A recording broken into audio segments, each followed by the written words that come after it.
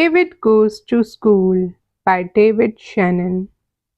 David's teacher always said, "No, David, no yelling, no pushing, no running in the halls.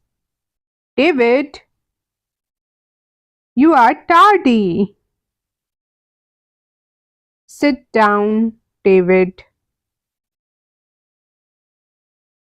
Don't chew gum in class. David, raise your hand. Keep your hands to yourself. Pay attention. Wait your turn, David. I don't care who started it. David, recess is over. Shh.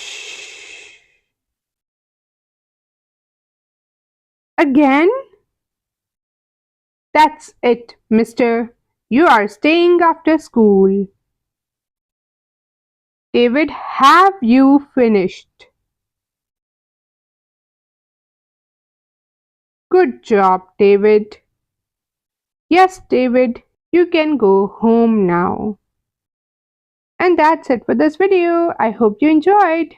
Bye.